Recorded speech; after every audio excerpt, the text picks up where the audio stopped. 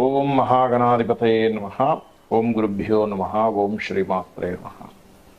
అరుణాం కరుణాతరంగితాక్షీం ధృతపాశాంకుశపుష్పబాణచాపాం అనిమాదిభిరావృతాం మయూకైః అహమిత్యేవ విభావయే భవానీం. శ్రీమాత్రే నమః. ప్రేక్షకులకి ఆ లలితాంబిక అమ్మవారి యొక్క అనుగ్రహం పరిపూర్ణంగా కలగాలని మనస్ఫూర్తిగా కోరుకుంటూ మనం ఈరోజు ప్రతి రాశి వారికి లేదా లగ్నమైనా సరే ఆ యొక్క మంచి లక్షణాలు కుంభం వారికి కనుక చూసుకుంటే కుంభం వారు వీళ్ళకి లగ్నాధిపతి రాస్యాధిపతి కుంభం అవుతుంది, అదొక సీక్రెట్ సైన్. అలాగే దశమం కూడా సీక్రెట్. అంటే వీళ్ళు ఎక్కడా కూడా వీళ్ళ ప్రొఫెషనల్ పరంగా ఎక్స్పాండ్ అవ్వడానికి ఇష్టపడరండి కుంభం వాళ్ళు. అలాగే ఇందులో ఉండే నక్షత్రాలు కూడా చూసుకుంటే ధనిష్ట 3-4 పాదాలు మంచి ఫైటర్స్, అంటే ఎలాగైనా సరే నేను గెలుస్తా అనేటువంటి లక్షణాలు, ఆ బలం ఎక్కువగా ఉంటుంది, కాన్ఫిడెన్స్ లెవెల్స్ ఎక్కువగా ఉంటాయి. అలాగే ధనిష్ట శతవిషం దగ్గరికి వచ్చేసరికి మాత్రం ఉదార స్వభావం, వాళ్ళు చిన్న చిన్న విషయాలకి ఎంజాయ్ చేసేసుకోవడం. శతవిష నక్షత్రం వారు అంటే ఉన్న దాంట్లో సంతృప్తి చెందేసి దాంట్లో ఉన్న దాంట్లో హ్యాపీగా ఎంజాయ్ చేసుకుంటూ అలా వెళ్ళిపోతూ ఉంటారు. ఇక పూర్వాభాద్ర నక్షత్రం వారికి కూడా కాస్త గైడింగ్ నేచరు, అలాగే ట్రైనింగ్ ఇచ్చేటువంటి నేచర్స్ ఎక్కువగా ఉంటాయి. అయితే కుంభం వారికి ఉండేటువంటి గొప్ప లక్షణం ఏంటంటే ఉన్న దాంట్లో సంతృప్తి చెందుతూ, ఉన్న దాంట్లో ఎంజాయ్ చేస్తూ, ఉన్న దాంట్లోనే చక్కగా ప్రశాంతంగా ఉండేటువంటి లక్షణాలు ఉంటూ ఎక్కడా కూడా వాళ్ళకు ఉండేటువంటి కష్టాన్ని బయటపెట్టుకోకుండా ఉండాలని చూస్తూ ఉంటారు. అలాగే వీలైనంత మట్టుకు వీళ్ళకి రాశి సీక్రెట్ సైన్, దశమం సీక్రెట్ సైన్ కాబట్టి వీళ్ళు చేసేటువంటి ఎటువంటి పనైనా వీళ్ళు ఏదైతే అంటే వీళ్ళకి ఫైర్ ఉంటుంది లోపల, కానీ అది లోపలే ఉంచేసుకుంటారు, బయటికి ఎక్కడా కూడా వీళ్ళ చేతల్లో కానీ మాటల్లో కానీ చూపించరండి. చాలా ఇదిగా ఉంటుంది. ఎందుకంటే వీళ్ళు ఉదాహరణకి ఏదైనా ఒక జాబ్ చేస్తుంది, ఎక్కడ జాబ్ చేస్తుంది, జాబ్కి వెళ్ళేసి వస్తున్నాం అంతే. ఎప్పుడు వృశ్చికంలో అధిక గ్రహాలు ఉంటాయి వీళ్ళకి, అంటే వీళ్ళ రాశి నుంచి 10th హౌస్లో అధిక గ్రహాలు ఉంటాయి మాత్రం వీళ్ళు తొందరగా బయటికి వీళ్ళు చేసేటువంటి కర్మను ఎక్స్పోజ్ చేయరు. అలా కాకుండా లగ్నంలో అధిక గ్రహాలు ఉన్నాయనుకోండి వారికి కుంభంలో, అప్పుడు అక్కడ ఉండే గ్రహాన్ని బట్టి ఉంటుంది. రవి ఉన్నాడు అనుకోండి, వాళ్ళ లైఫ్ పార్ట్నర్ గురించి తెలియనియరు. చంద్రుడు ఉన్నాడు అనుకోండి, వాళ్ళు చేసేటువంటి డైలీ కర్మ వాటి గురించి తెలియనివ్వరు. అండ్ అలాగే శుక్రుడు ఉన్నాడు అనుకోండి, వాళ్ళు ప్రేమతత్వం ఉంటుంది కానీ బయటికి ఎక్స్పోజ్ చేయనివ్వరు తొందరగా, ఎందుకంటే శుక్రుడు సీక్రెట్ సైన్లో పట్టాడు కదా, అలా వాళ్ళ లగ్నానికి కనెక్టివిటీ వచ్చింది కాబట్టి ఆ రకంగా అనమాట.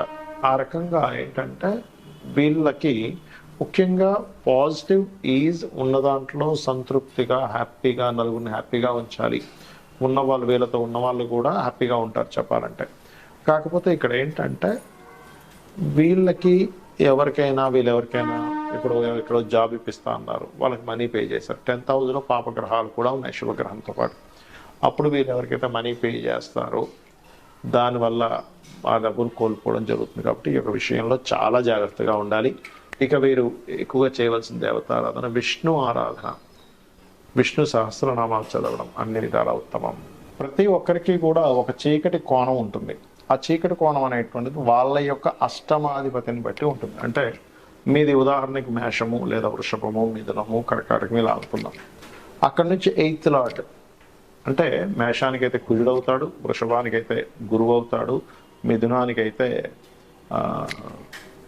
ఆ యొక్క శని, కర్కాటకానికి అగైన్ శని, సింహానికైతే మరలా గురువు, కన్యకైతే కుజుడు, తులకైతేనేమో శుక్రుడు అవుతాడు, వృశ్చికానికి బుధుడు, కన్యకి మనకి ధనస్సుకి అయితే చంద్రుడు, మకరానికైతే రవి, కుంభానికి బుధుడు, అదేవిధంగా మీనానికి శుక్రుడు అవుతాడు. కాబట్టి ఈ యొక్క రాస్యాధిపతులు కనుక సీక్రెట్ సైన్స్ అంటారు. అంటే secret science is different, secret lord is different. అంటే మీ యొక్క జాతక చక్రంలో అష్టమాధిపతి గనక బాగుంటే మీ లైఫ్లో ఆ సీక్రెట్ అనేటువంటిది ఎవరికి తెలియదు, గుర్తుపెట్టుకోండి. అష్టమాధిపతి కనుక పాడైతే ఇక్కడ చాలా రకాలు ఉంటాయండి. ఎలా అంటే నేను చూసినటువంటి నా యొక్క అనుభవంలో అష్టమాధిపతి బాగా పాడైపోతే వీళ్ళ యొక్క సీక్రెట్ని వీళ్ళు బయటపడ్డా కూడా అయితే ఏమైంది, నేను ఇది చేస్తున్నా అయితే ఏమైందని బుకాయిస్తారు కూడా కొంతమంది. 8th లార్డ్ పాడైనా 8th హౌస్లో పాపగ్రహాలు ఉన్నా అంటే ధైర్యం ఉంటుంది.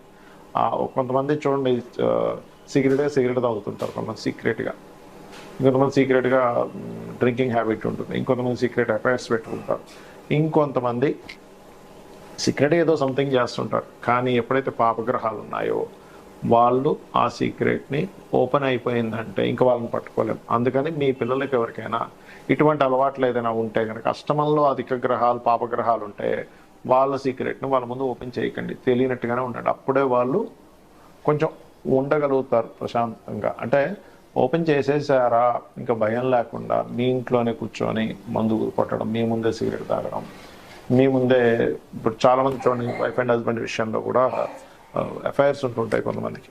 ఇప్పుడు అప్పుడు ఏం జరుగుతాయంటే చాలా కేసెస్లో వాళ్ళకి కొన్ని అంటే కొన్ని విషయాలు తెలియడం వల్ల వాళ్ళకి అడిగేస్తారు డైరెక్ట్గా, అవును అయితే ఏంటి ఇప్పుడు నువ్వు ఇలా చేస్తున్నావు, నీ ప్రవర్తన ఇలా ఉంది, నేను ఇలా చేస్తున్నా అంటారు. కాబట్టి అష్టమంలో కనుక పాపగ్రహాలు ఉంటే వాళ్ళని అనవసరంగా మీరు అది మానిపించేయచ్చు, ఇది అడిగేస్తే వాళ్ళు ఆపేస్తారు అనుకుంటే అది తప్పే. వాళ్ళు ఇంకొంచెం ఎక్కువ చేస్తారు, గుర్తుపెట్టుకోండి. ఇది చాలా చాలా చాలా ముఖ్యం. అలాగే వ్యసనాలకు సంబంధించిన విషయంలో 12వ స్థానాన్ని పరిశీలన చేయాలంటే 12వ స్థానంలో ఏ గ్రహాలు ఉన్నాయి, 12వ అధిపతి ఎలా ఉన్నాడు. ఎంత బలంగా 12వ అధిపతి పాడైతే అంత వాళ్ళు వ్యసనానికి గురైపోతారు. ఇది డ్యామ్ షూర్గా జరుగుతుంది. కాబట్టి అష్టమంలో ఉండే గ్రహాలకి 12వ స్థానంలో ఉండే గ్రహాలకి మీరు రెమెడీ చేసుకోవాలి. ఇప్పుడు అంటే ఆ గ్రహాలకు సంబంధించిన దానం ఇవ్వడం, ఆ గ్రహాలకు సంబంధించిన పదార్థాలు గోవుకి తినిపించడం, ఇవి చేయాలి. అయితే ఇక్కడ మీరు అర్థం చేసుకోవాల్సింది ఏంటంటే కొంతమందికి అంతర్ముఖం వేరుగా ఉంటుంది. అంటే బయటకు కనబడేటువంటిది వేరు, అంతర్ముఖంగా ఉండేటువంటి వారు వేరు. అయితే ఈ అంతర్ముఖంగా ఉండేవన్నీ కూడా ఎక్కువగా కనుక మీకు జన్మజాతకంలో రవి నుంచి 9 గ్రహాలు వృశ్చికంలో కానీ లేకపోతే కుంభంలో కానీ ఉన్నప్పుడు మాత్రమే వాళ్ళకి ఎక్కువ సీక్రెట్స్ ఉంటాయి. కానీ అందరికీ ఏవో సీక్రెట్స్ ఉంటాయి అనేటువంటి భ్రమలో మాత్రం బ్రతకకూడదు, గుర్తుపెట్టుకోండి. అంటే స్కార్పియో సైన్లో అధిక గ్రహాలు ఉన్నా, కుంభరాశిలో అధిక గ్రహాలు ఉన్నా వాళ్ళకి సీక్రెట్గా ఎక్కువ అంటే వాళ్ళకి రకరకాల అఫైర్స్ అనుకోండి, లేనట్లయితే బయటకు ఒకలా మాట్లాడుతూ లోపల ఇంకో రకంగా ఉండడం కానివ్వండి. అలాగే మరొక విషయం ఏంటంటే ఇక్కడ వాళ్ళు చేసేది ఒకటి, చెప్పేది ఒకటి, చేసేది ఒకటి కానివ్వండి. ఇవన్నీ కూడా స్కార్పియో సైన్లో కానీ అలాగే కుంభంలో కానీ. అయితే ఇక్కడ ఎంతసేపు వాళ్ళకి సీక్రెట్గా ఉంచుకుంటారనేటువంటిది ఒక ఎత్తు అయితే, కొన్ని సీక్రెట్గా ఉండేటువంటి అంశాలు ఏవైతే ఉంటాయో ఆ యొక్క అంశాలు వాళ్ళకి అర్థమవుతాయి కూడా సీక్రెట్ సైన్లో ఉన్నప్పుడు. అంటే ఏమిటి, కొంతమంది చూడండి పలానా దగ్గర నీళ్లు పడతాయండి అంతర్గతంగా ఉండే వాళ్ళకి చెప్పగానే అక్కడే వాటర్ పడతాయి. ఇంకొంతమంది పలానా దగ్గర ఏదో నిధులు ఉన్నాయని చెప్తూ ఉంటారు. మరి కొంతమంది ఎవ్వరూ రివీల్ చేయలేనటువంటిది, అంటే కొంచెం డయాగ్నోస్టిక్ కూడా అందనటువంటి కొన్ని రోగాలని వాళ్ళకి అర్థమైపోతూ ఉంటుంది. అలాగే అకల్ట్ రిలేటెడ్ అంటే ఆస్ట్రాలజీ, వాస్తు ఇలాంటి సబ్జెక్ట్స్లో ఉండేటువంటి వారికి కూడా అష్టమంలో ఉండే గ్రహాలు, సీక్రెట్ సైన్లో ఉండేటువంటి గ్రహాలు బాగా హెల్ప్ అవుతాయి. అంటే ఇక్కడ మనం అర్థం చేసుకోవాల్సింది ఏంటంటే ఎంతసేపు సీక్రెట్ సైన్ అంటే వాళ్ళలో ఎప్పుడూ ఏదో ఒక సీక్రెట్ కోణం ఉంటుందనేటువంటిది మాత్రమే కాకుండా వాళ్ళు ఏదైనా రీసెర్చ్ ఓరియంటెడ్గా వెళ్తే కూడా వాళ్ళకి అద్భుతంగా ఉంటుంది అనేటువంటి విషయాలు మనం అర్థం చేసుకోవాలి.